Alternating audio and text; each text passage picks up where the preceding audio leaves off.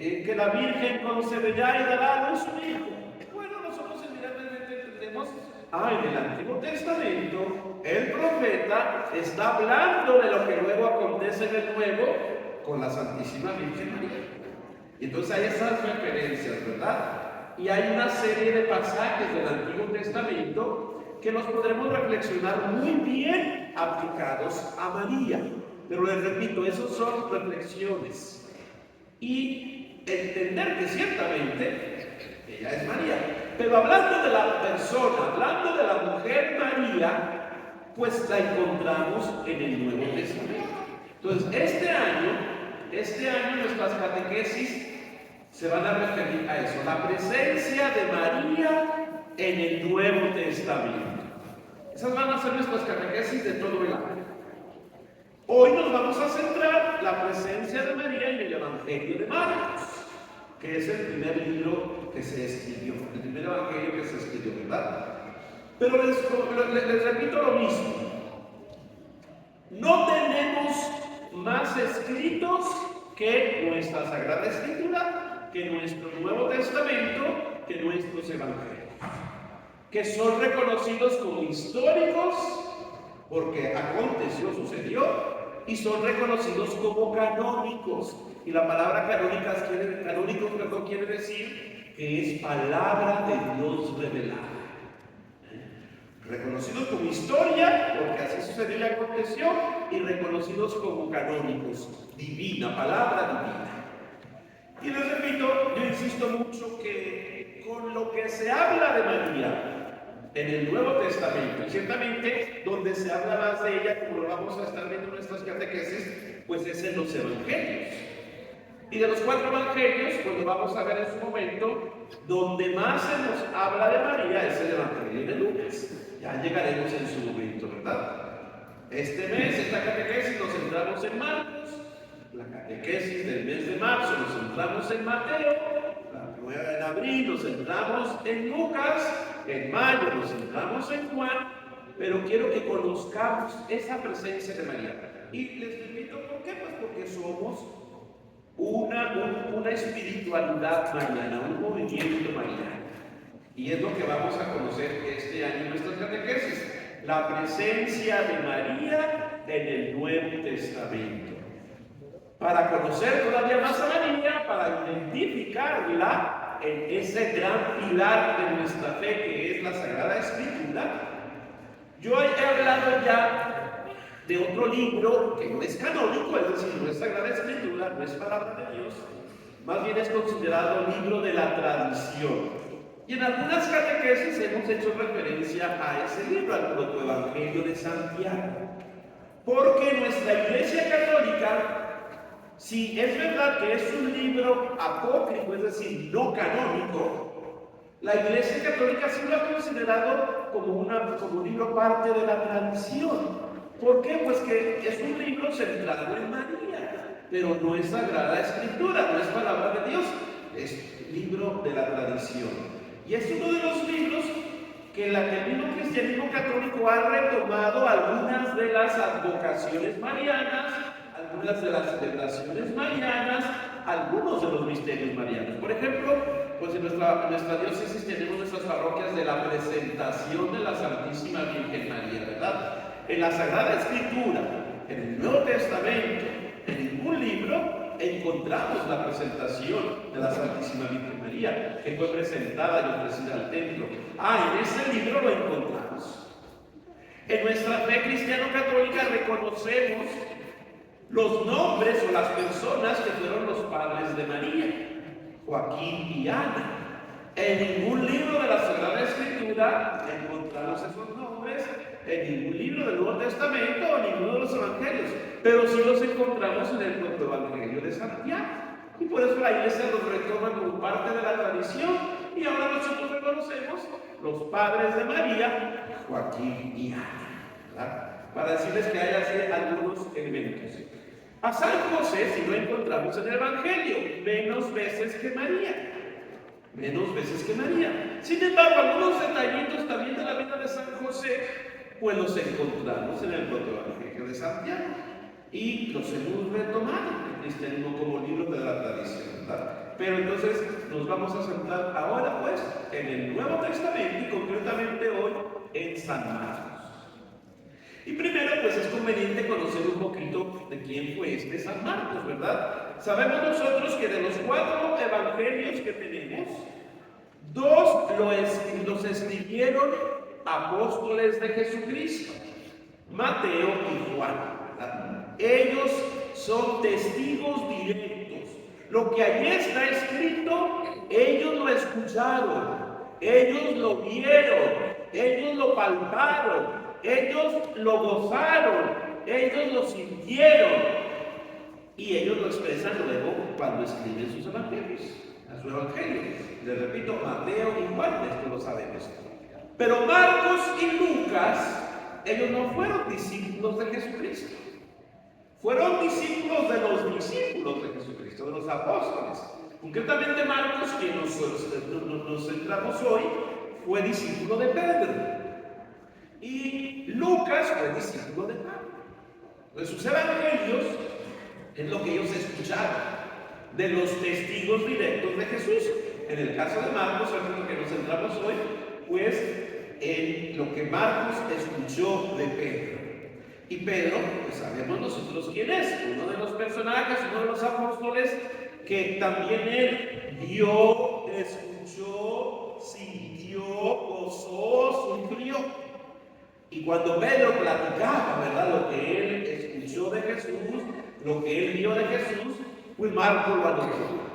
Y tenemos el Evangelio de Marcos. El Evangelio de Marcos, algunos estudiosos de las Sagradas Escrituras vienen a veces a darle el título de el Evangelio de Pedro. No porque lo haya escrito, sino porque lo que está escrito fue lo que Pedro predicó.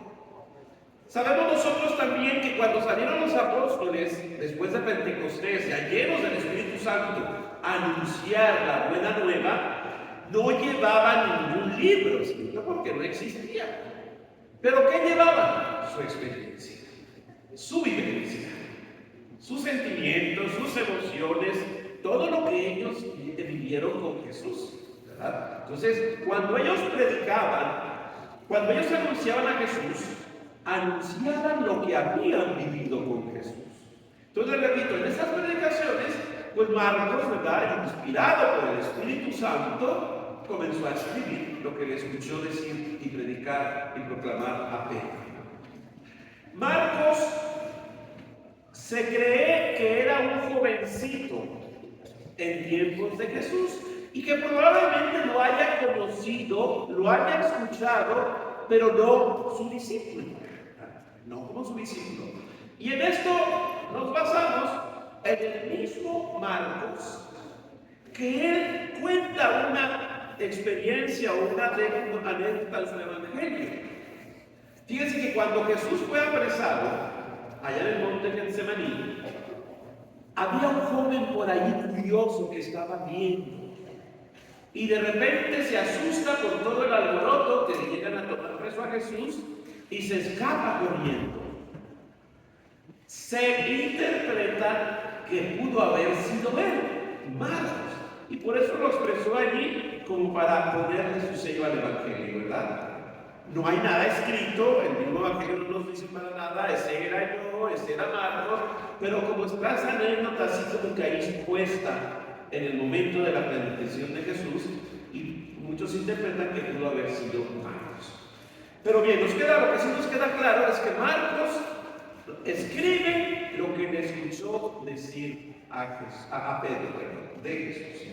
Ahora, Marcos escribe su evangelio para los paganos, o sea, no eran judíos, para los paganos que se habían convertido al cristianismo. Recuerden, bueno, fijándonos así un poquito. Mateo escribe su evangelio para judíos, los judíos que se convirtieron al cristianismo. Entonces, tiene muchos elementos del judaísmo, porque los retoma él para demostrarle a los judíos que se convirtieron al cristianismo, pero que ya están pasando una crisis de fe, Y entonces Mateo quiere mostrarle, miren, ese Jesús es el Mesías, el Cristo, el Hijo de Dios, el que anunciaban los profetas, el que se anunció en el Antiguo Testamento, en la Escritura. Entonces, los lectores de Mateo son judíos. Los lectores de Marcos son paganos, que no conocían el judaísmo, que no tenían conocimiento de la ley, que no tenían conocimiento de las Sagradas Escrituras, es decir, del Antiguo Testamento. Lo menciono, ya que estoy hablando quiénes eran las personas a quienes les dirigieron su evangelio. Lucas dirige su evangelio a gentiles, no judíos también, pero que tenían a lo mejor otras profesiones de fe, a los gentiles. Y Juan escribe su evangelio a la iglesia, y el evangelio de Juan sabemos es un evangelio hermosísimo porque no es otra cosa que la experiencia, la vivencia de Juan. Pero volvamos a Marcos. Marcos escribe pues su evangelio a paganos que se habían convertido al cristianismo, y lo que Marcos quiere es demostrarles que Jesús es Dios. Se centra un poco más en la divinidad de Jesús. Pero ¿cómo hay que presentar esa divinidad de Jesús? Pues a través de las acciones milagrosas de Jesús. De hecho, el Evangelio de Marcos también lo vamos a conocer como el Evangelio de los milagros. Es el Evangelio que nos narra más milagros de todos los demás evangelios, porque lo que Marcos quiere es, con esas acciones milagrosas, demostrarle a estos cristianos, ¿verdad?, que ya eran cristianos convertidos, paganos que se convirtieron al cristianismo, quiere demostrarles que Jesús es Dios. ¿Y por qué es Dios? Pues miren tantas cosas que solamente Dios podía hacer, los milagros. Y les repito, por eso llegamos a conocerlo también como el Evangelio de los milagros. Marcos no es un evangelio, vamos a decirlo así, ordenado, que siga una dinámica escriturística. No, hagan de cuenta que Marcos puso ahí todo por escrito, lo procuró ahí todo, ¿verdad? Los otros evangelios vamos a encontrar que son unos evangelios ordenados, llevan una didáctica, llevan un proceso, llevan una dinámica, llevan hasta una historia, la historia de Jesús. Marcos no, Marcos solamente pone lo que escuchaba, las anécdotas, las experiencias, las vivencias de Pedro, que Pedro predicaba. Entonces, les repito, con todas esas acciones milagrosas, Marcos quiere demostrar que Jesús es Dios. Ahora, como su objetivo principal es ese, él no le da mucha importancia, vamos a así decirlo, a la humanidad de Jesús. Nosotros en nuestro credo, recuerden ustedes, profesamos Jesús como Dios y hombre verdadero, ¿verdad? Vamos a decirlo así, Marcos como que no le dio mucha importancia al hombre verdadero. Marcos se centró más en el Dios, en ese Jesús, Hijo de Dios, en ese Dios con nosotros, ¿verdad? Y entonces, por eso les repito, a través de los milagros quiere demostrar y presentar a Jesús, la divinidad de Jesús. Entonces, por eso mismo, al no darle importancia a lo humano de Jesús, se los voy a decir así, no le dio importancia a la misma María. Y resulta que en el Evangelio de Marcos, solamente dos veces aparece la Virgen María. Y lo voy a decir así, ni siquiera aparece como un personaje central, como un personaje principal. Aparece María y así como ahí, como que no queriendo la mención. Pero es por eso, porque Marcos quería demostrar que Jesús es Dios. Y por eso insiste mucho en los milagros, en las acciones milagrosas, la expulsión de los demonios. Entonces no le da mucha importancia a la humanidad de Jesús y implícitamente pues no le da mucha importancia, vamos a decirlo así, a María. Ahora, no quiere decir que esos dos momentos en que María aparece pues no sea importante, claro, es muy importante, ¿verdad? Pero repito, aparece así como que en un segundo término. Los dos pasajes donde aparece María, vamos a ver ahora ya la presencia de María en Marcos, es Marcos 3, 31, 35 y Marcos 6, 1, 3. En estos dos, solo María va a aparecer en estos dos pasajes. Y les insisto, ¿verdad? En el Evangelio de Marcos aparece sin importancia, vamos a decirlo así. Pero para nosotros, claro que es importante, y por ello vamos a reflexionar en esa presencia de María en Marcos. Porque ya nosotros, viéndolo desde nuestro tiempo, reconociendo la grandeza de María por el rol que jugó en toda la historia de la salvación, pero especialmente en ese acontecimiento cristiano, pues nosotros entendemos y sabemos que María es importante. Incluso en esos dos pasajes de Marcos, que el mismo Marcos o hasta el mismo Jesús pareciese que no le da importancia, nosotros le vamos a dar la importancia como cristianos, ¿verdad? Porque incluso esos dos pasajes para nosotros nos dan una gran información, pero sobre todo nos dan una gran riqueza espiritual para vivir nuestra fe. Vamos a ver estos dos pasajes, centrándonos ahora ya en la presencia de María que San Marcos. El primer pasaje, lo voy a leer, Marcos 3, 31, 35. Vinieron su madre y sus hermanos, y quedándose fuera, le mandaron llamar a Jesús, ¿verdad? Se había sentado gente a su alrededor y le decían: mira, tu madre y tus hermanos te buscan allí afuera. Jesús replicó: ¿quién es mi madre y quiénes son mis hermanos? Y mirando en torno a los que se habían sentado a su alrededor, dijo: aquí tienen a mi madre y a mis hermanos.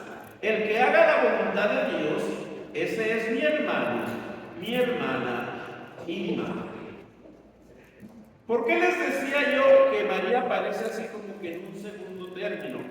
Pues porque en realidad así lo escuchamos, ¿verdad? Mira, tu madre y tus hermanos te buscan. Allí afuera tu mamá está preguntando por ti. Ese es uno de los momentos en que María aparece en el Evangelio de Marcos. Y repito, pues así como que en un segundo término. Y luego, todavía más, la respuesta de Jesús también como que nos dice: oye, ¿pero qué le pasó a Jesús? Como si negase a su madre, como si no reconociese a esa mujer que lo engendró, que lo llevó 9 meses en su vientre, que sufrió cuando él nació en Belén, que tuvieron que huir a Egipto, etcétera, etcétera, ¿verdad? Así parece, pero no es así. Nosotros tenemos que escuchar la palabra que Dios nos dice a través de ese pasaje. El segundo pasaje lo leo y luego lo vamos a reflexionar también. El segundo pasaje, el capítulo 6, versículos 1 y 3. Se marchó de allí y fue a su tierra, y le siguieron sus discípulos. Cuando llegó el sábado, se puso a enseñar en la sinagoga, y los muchos que le oían se admiraban diciendo: ¿de dónde le viene esto? ¿Y qué sabiduría es esta que se le ha dado? Y tales milagros hechos con sus manos. ¿No es este el carpintero, el hijo de María, y hermano de Santiago, y José, y Judas, y Simón? ¿Y no están sus hermanas aquí con nosotros? Entonces fíjense lo mismo, ¿verdad? María aparece ahí como en un segundo hasta en un tercer término. Entonces fíjense, estos dos pasajes de María, que la presencia de María en Marcos, lo podemos decir así humanamente hablando, ¿verdad? Es pobre, aparece 2 veces y aparece así como allá en un segundo término, como sin importancia. Que nos quede claro lo que les he insistido mucho, ¿verdad? ¿Por qué Marcos no le dio mucha importancia, no la resaltó mucho? Vamos a ver cuando veamos a Lucas, ¿verdad? O a Lucas, la la pinta, la ensalza, la canta, etcétera, etcétera, la eleva. El mismo Juan, déjenme decirles, en Juan también aparece solamente 2 veces. Al inicio, en las bodas de Caná, al inicio del ministerio de Jesús, y al final, al pie de la cruz, pero ahí aparece en un primer término. Allí ella dialoga, ella habla, ella dice, y Jesús también la realza. Mujer, he allí a tu madre, madre, hijo, he allí a tu madre, madre, he allí a tu hijo. Fíjense, o sea, la resalta el papel de María en Caná, pues hasta tiene autoridad, ¿verdad? Oigan, hagan lo que Él les diga. Fíjense qué diferencia. En Juan, María aparece en un primer lugar, es un personaje principal, y en Marcos hay un personaje secundario hasta terciario. El hijo de María, o sea, el hijo de esta mujer, y fíjense que María era un hombre muy común, ¿verdad? Entonces así como que sin importancia, ¿verdad? El hijo de María. Entonces vean, pero entendemos el porqué, ¿verdad? Porque Marcos no se va a entretener mucho, no le va a dar mucho tiempo a la humanidad de Jesús, porque quiere presentarnos al Dios con nosotros. Pero estos pasajes, les decía yo, aunque parezcan secundarios, aunque parezcan sin importancia, tienen todo un sentido y una razón de ser. Y se las da el mismo Jesús, ¿verdad? Se las da el mismo Jesús. En el primer pasaje Jesús habla en referencia a lo que le dicen. Oye, tu madre, ahí está tu madre y tus hermanos te están buscando.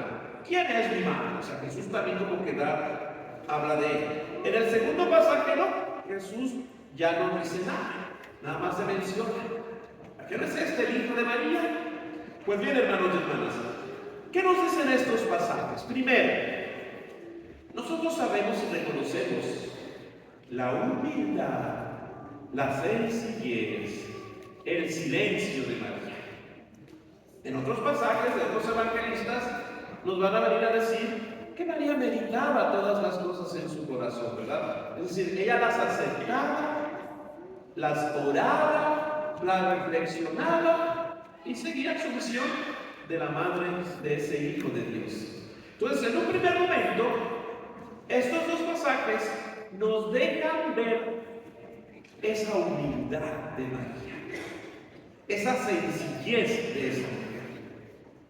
Y nos lo dejan ver muy claro, pero en sí todos los 4 evangelios nos la van a dejar ver así, porque esa es María. Es una de las características de María, ¿verdad? La humildad, la sencillez, la aceptación de la voluntad de Dios.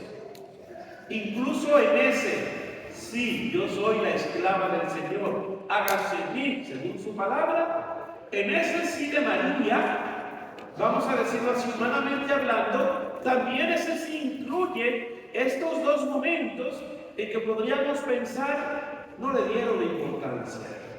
Bueno, bendito Dios que no le dieron importancia porque María tampoco la andaba buscando, ¿eh? María en ningún momento fue por allí diciendo, ¡hey, miren, yo soy la madre de Jesús! ¡Hey, yo soy la madre del Hijo de Dios! No. Estos mismos 2 pasajes nos hablan de la esencia de María. Humilde, sencilla, pobre, dejando obrar a Dios, dejando obrar a su Hijo. Sin embargo, esa humildad Jesús mismo la viene a ensalzar con su respuesta. Y mirando en torno a los que se habían sentado a su alrededor, dijo, aquí tienen a mi madre y mis hermanos. El que haga la voluntad de Dios, ese es mi hermano, mi hermana, mi madre.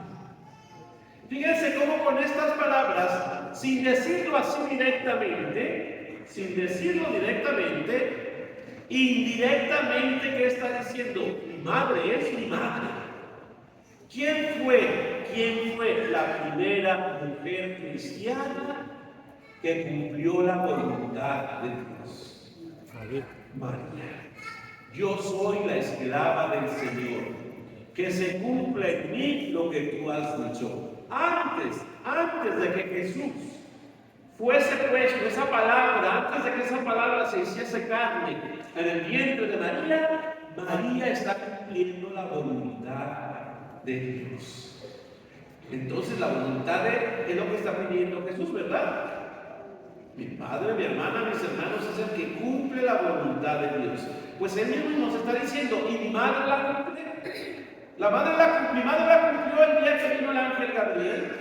Mi madre la cumplió en cada experiencia y momento que fue viviendo como madre, como esposa, como hija de Dios. Y entonces fíjense que realce le da Jesús a su madre. No directamente diciéndole, sí, hermano, déjenla que pase, dejen que se venga para acá, pongan una silla, aquí se ponga a mi lado. No. Pero implícitamente dijo, mi madre es mi madre porque ella ha cumplido y está cumpliendo la voluntad de Dios. Desde ese punto de vista de la misma explicación o interpretación de Jesús, hermanos y hermanas, María nos está invitando y nos está diciendo, ¿quieres tú ser madre de Jesús? ¿Quieres tú ser hermano de Jesús? ¿Quieres tú ser padre de Jesús? ¿Quieres tú ser hermana de Jesús? Cumple la voluntad de Dios. Y ahí está la gran enseñanza, hermanos y hermanas de María. La primera enseñanza, la humildad. María nos dice, hey, no hagan mucho ruido, no sean tan presumidos, no vayan allá anunciando y diciendo, déjenme decirles que a veces nosotros somos así, anunciamos, gritamos, proclamamos que nos vean. No, María ni fue diciendo, nos está. Porque en el momento que ella no está proclamándose, que ella no está diciendo, que ella no está haciendo, es decir, que es humilde, que es sencilla, nos está invitando a nosotros a hacer lo mismo. Pero el segundo mensaje de María, esta presencia de María, aquí en el primer pasaje de Marcos, también nos está diciendo, ¿tú quieres ser de mi Hijo Jesús? Cumple su voluntad. ¿Y cuál es la voluntad? Cumple su palabra. ¿Y cuál es su palabra? Ámense los unos a los otros. Tuve hambre y me diste de comer, tuve sed y me diste de beber, estuve desnudo y me visitaste, estuve enfermo y me visitaste. Esa es la voluntad de Dios. ¿Cuál es la voluntad de Jesús para poder ser de la familia? Esto es lo que nos está invitando María. Tú quieres ser parte de mi familia, de la familia de mi Hijo Jesús, y cumple la voluntad. ¿Cuál es esa voluntad? Repito la palabra de Jesús. Si tú te acuerdas, vamos a escucharlo en el Evangelio, ¿verdad? Si tú te acuerdas que tienes algo contra tu hermano, ve, reconcíliate. ¿Te acuerdas que te bloqueaste con tu esposa, con tu esposo?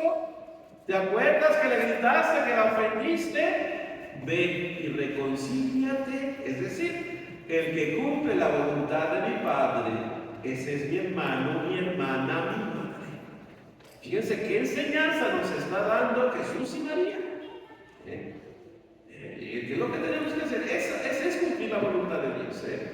Cumplir, poner en práctica esos mandamientos, esas palabras de Jesús. ¿Cuál es la voluntad de Jesús? Ama a tus enemigos, ora por los que te persiguen y calumnian. ¿Cuál es la voluntad de Jesús? Pues si te dan un golpe en la mejilla derecha, ponles también la izquierda. Si te quitan el saco, dales también la camisa. Si te invitan a caminar una milla, camina con ellos. Esa es la voluntad de Jesús. Y si queremos ser de la familia de Jesús, tenemos que cumplir su voluntad, es decir, tenemos que cumplir su palabra. ¿Cuál es esa voluntad de Jesús? El Evangelio. El Evangelio. Nada más que el Evangelio. Cuando vayas a un banquete, no te sientes en el primer lugar, te siéntate en el último. Sé humilde, sencillo, pobre. ¿Quieres hablar con tu padre? Ve y enciérrate ahí en tu cuarto. Y tu padre que ve en lo secreto te escuchará y verá. Esa es la voluntad de Dios. Y eso es lo que nos está enseñando María. Esa es la grandeza de María, hermanas y hermanos, en este pasaje del Evangelio. Que, repito, si nos quedamos así en una primera vista, es como decir, oye, pero ¿qué le pasa a Jesús? Mira cómo está tratando a su madre, ¿no? Jesús la está tratando de lo mejor cuando dice el que cumple la voluntad de mi Padre. ¿Quién fue que cumplió primero la voluntad de su Padre? María. Y a eso nos está invitando esta vez. En el segundo pasaje que les digo, pues solamente no es este el hijo de María, así como algo sin importancia. Nuevamente, hermanos y hermanas, María nos invita a trabajar en silencio. María nos invita a no hacer mucho ruido, a no hacer mucho escándalo. Y ruido y escándalo lo estoy diciendo desde un punto de vista egocéntrico, ¿verdad? Ah, mírenme, aquí estoy, apláudanme. No, hermanos y hermanas, Jesús continuamente en los evangelios nos invita a no aparecer, ¿verdad? A no aparecer. Y que esa es la presencia de María en este segundo pasaje. Ella no aparece, ella no grita, ella no habla, ella no proclama, ella simple y sencillamente pasa. Los otros sí la reconocen que no es el hijo de María, y ahí está la grandeza, hermanos y hermanas. Que no lo tuvo que decir Jesús, que no lo tuvo que decir María, pero sí lo reconocieron la comunidad. El hijo de María. Y entonces, hermanos y hermanas, lo que es de Dios no lo tenemos que anunciar nosotros, los demás lo tienen que reconocer. ¿Por qué los santos son santos? No porque ellos fueron gritando, ¿verdad? Que hicieron de lo mejor, que hicieron lo bueno, que hacen, que no hacen, que dicen. No, los santos son santos porque los demás son quienes lo reconocieron. ¿Y qué reconocieron? La presencia de Dios en las acciones y en la vida de los santos.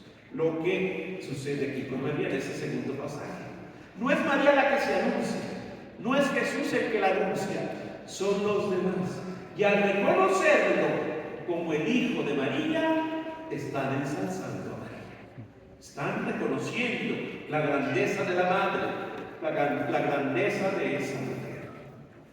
Hermanos y hermanas, fíjense, solamente son dos pasajitos, ¿verdad? Que repito, en un primer momento podríamos pensar o decir qué pobreza, qué tristeza que Marcos no se dio cuenta de María.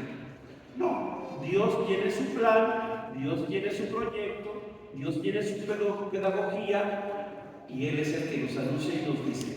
Y en estos dos pasajes que parecieran sin importancia, tienen una gran importancia. Ahora, ¿quiénes son los que son invitados a reconocer esa presencia de María a través de su humildad, a través de cumplir la voluntad de nuestro Padre Dios, a través de reconocerla quién es?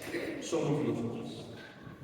Somos nosotros los que nuestra experiencia y vivencia de la fe, primero como cristianos, segundo como marianos guadalupanos, somos invitados a reconocer esa presencia de María, ese ser de María.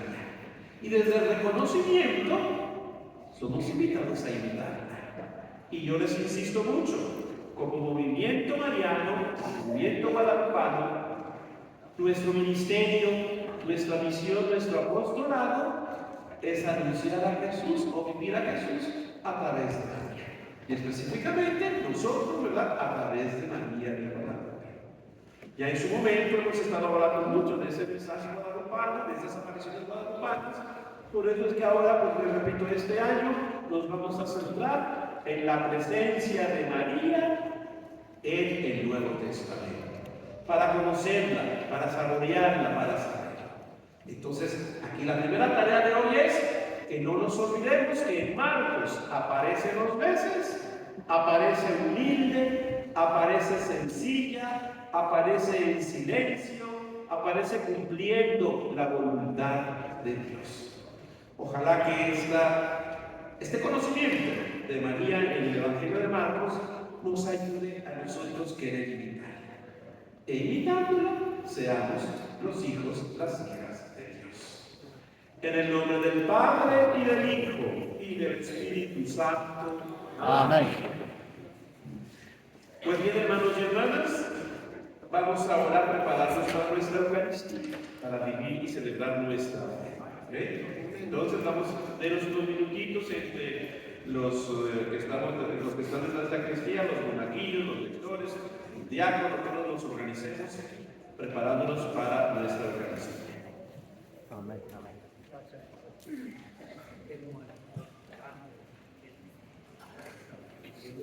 Hermanos, antes de la misa quisiera solicitar su atención.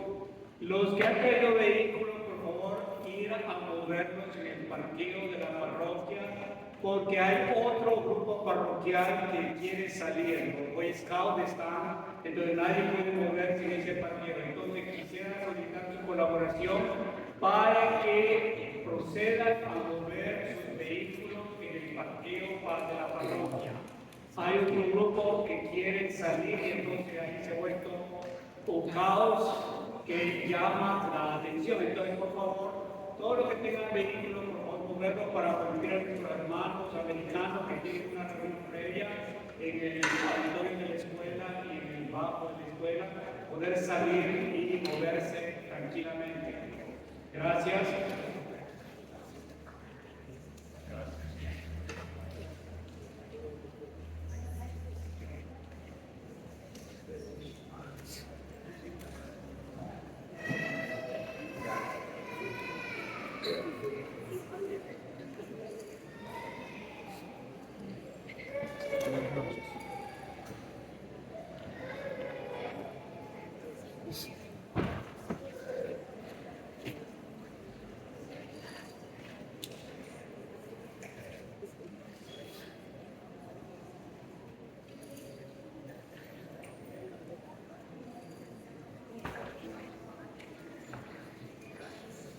So Father Carlos did that in a very nice way. I'm Father Michael Lynch, I'm the pastor here in the parish. So, bienvenidos, welcome. Yo soy el párroco de esta parroquia. Pero esta situación en el parqueo es una desgracia. The cars are in the fire exits. There are children in the gym. This is terrible. And it's selfish. So you're welcome to come here, but use your heart and use your common sense. Those children and their parents are locked into that building.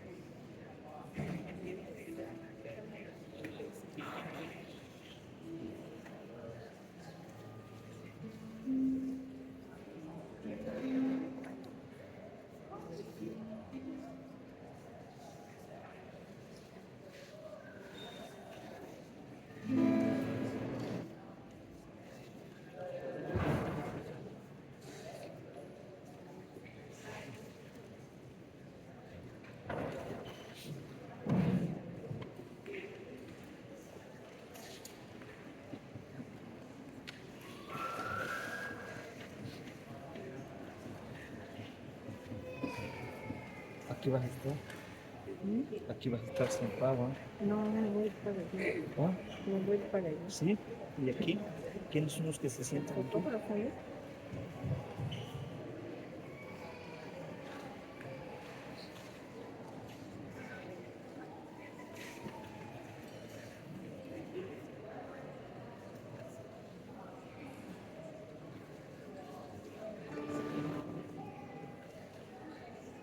Ya, que suben. Los que fueron a pasear, No me ya importa. me senté. ¿Y ahí qué van a hacer? Pues,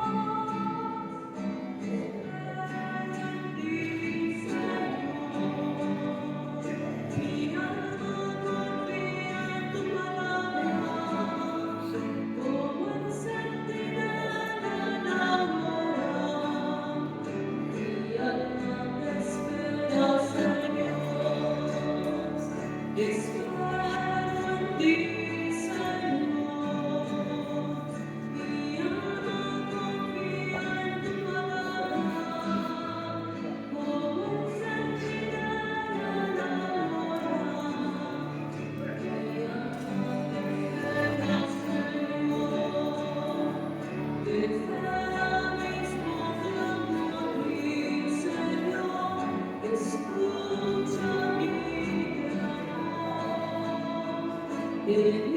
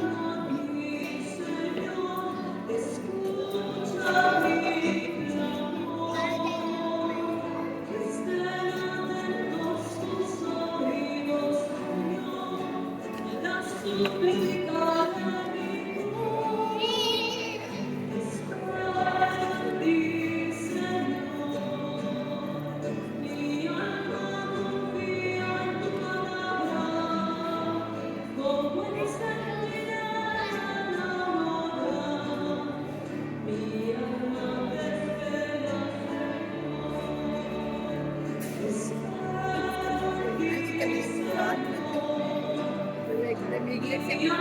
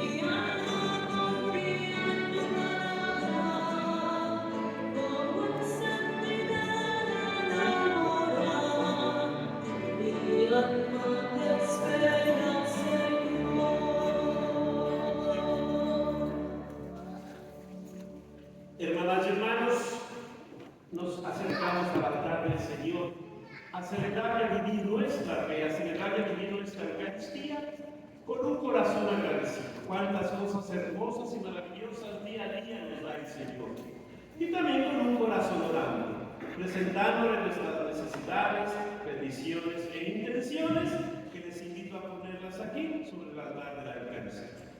Vivamos nuestra fe en el nombre del Padre, y del Hijo, y del Espíritu Santo. Amén. Padre Baltasar, bienvenidos a todos la compañía de Guadalupe en nuestra diócesis. Bienvenido. Pero en este momento, Padre, como dice el Padre Carlos, hay un gran problema en el parqueo. Si usted abre una cara, ya muere. Porque los niños no pueden, the children and their parents can't leave because somebody has parked their big white van in the entranceway. So if that car belongs to you, move it. Si hay su carro en el parqueo, muere. But nobody's moving, Father, so maybe you can help me, because this will be the last time we will do this. If people are not able to be honest and able to be careful with other people in the room. I'm not going to start taking pictures. There are cars with no riders. If you are a driver in a car, go to your car. Alguien que tenga su carro ahí estorbando en el parqueo de la salida, hijos, por favor. Hay que mover ese carro porque tienen que salir los papás con los niños. No es nadie de aquí. Si alguien dejó su van, Then it has to be somebody in the auditorium. This is a fire hazard.